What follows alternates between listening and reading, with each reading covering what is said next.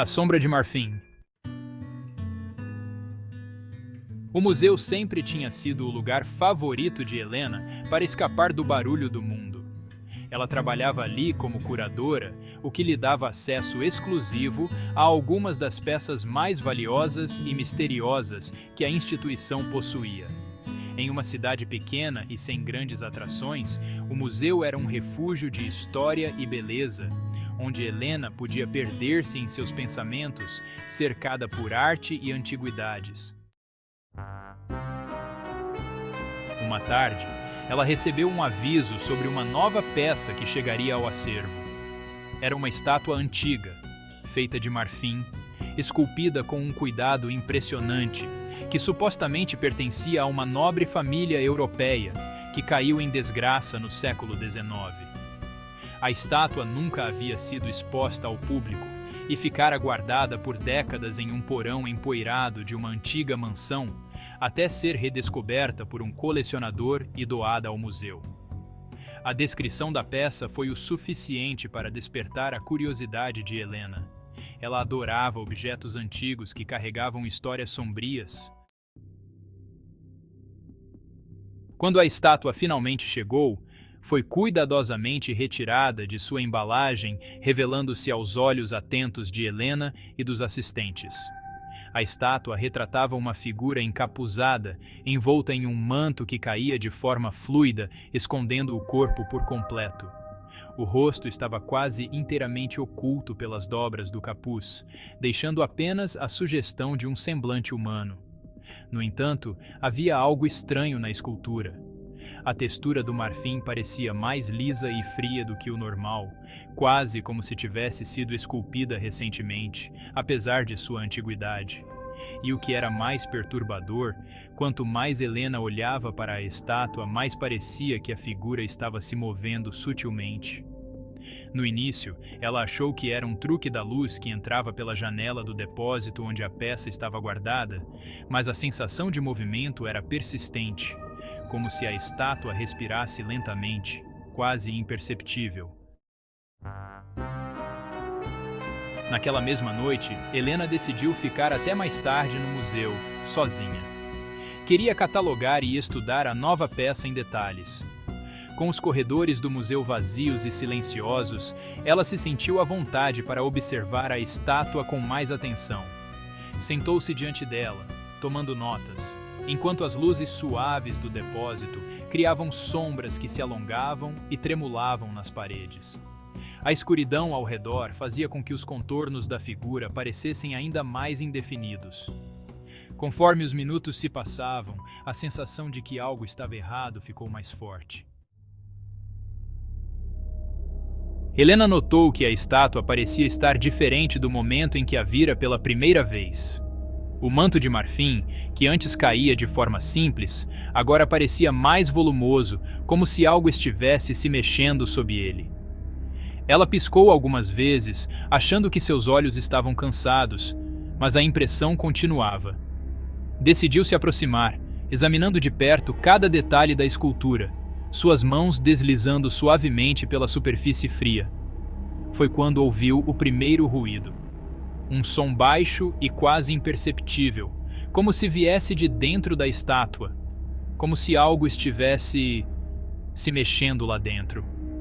O coração de Helena disparou, mas ela tentou se acalmar, dizendo a si mesma que estava cansada e ouvindo coisas. No entanto, quando se afastou novamente, viu o impossível. Os braços da figura encapuzada estavam em uma posição diferente da que lembrava. Antes, eles estavam cruzados sobre o peito. Agora, uma das mãos parecia estar ligeiramente estendida, quase como se estivesse alcançando algo, ou alguém. Helena deu um passo para trás, seu corpo inteiro tomado por uma sensação de pavor. Ela sabia que a estátua não poderia ter se movido. Não era possível. E, no entanto, ali estava a evidência, clara como o dia. O depósito, antes apenas silencioso, parecia agora carregado com uma presença invisível, como se o ar ao redor dela estivesse se tornando mais espesso, mais difícil de respirar. Ela pegou suas coisas apressadamente e decidiu sair do museu. Trancou a sala onde a estátua estava, certificando-se de que a peça ficaria isolada até poder investigar mais a fundo. Tentou se convencer de que era apenas sua imaginação, amplificada pela solidão e o ambiente silencioso, mas a sensação de que estava sendo observada não a deixou. Naquela noite, Helena mal conseguiu dormir.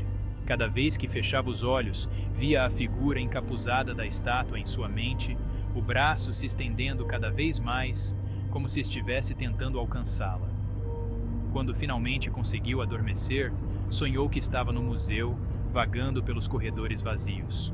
No sonho, as outras peças de arte haviam desaparecido e em seu lugar estavam apenas diferentes versões da estátua de marfim, todas olhando para ela, com braços estendidos e bocas entreabertas, murmurando palavras que ela não conseguia entender. Na manhã seguinte, Helena voltou ao museu decidida a resolver o mistério.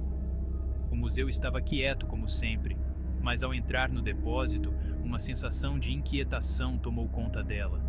A estátua estava exatamente onde ela a havia deixado, mas agora havia algo de diferente no ambiente. O ar parecia mais denso e as sombras na sala pareciam mais profundas, quase como se estivessem vivas. Ela se aproximou da estátua com cautela, esperando ver algo diferente. Mas tudo parecia estar no lugar, exceto por um detalhe. O braço, que ela tinha certeza de que havia visto estendido na noite anterior, estava novamente cruzado sobre o peito. A estátua, aparentemente, voltara à sua posição original. Helena começou a questionar sua sanidade. Será que estava imaginando tudo aquilo? O estresse do trabalho estaria afetando sua percepção? Mesmo assim, ela não podia ignorar o que havia sentido na noite anterior. Decidiu pesquisar mais sobre a história da estátua e sobre seus antigos proprietários, na esperança de encontrar alguma explicação. Passou horas na biblioteca do museu, pesquisando arquivos antigos e documentos históricos. Foi então que descobriu algo perturbador. A família que havia possuído a estátua, muitos anos atrás, acreditava que ela era amaldiçoada.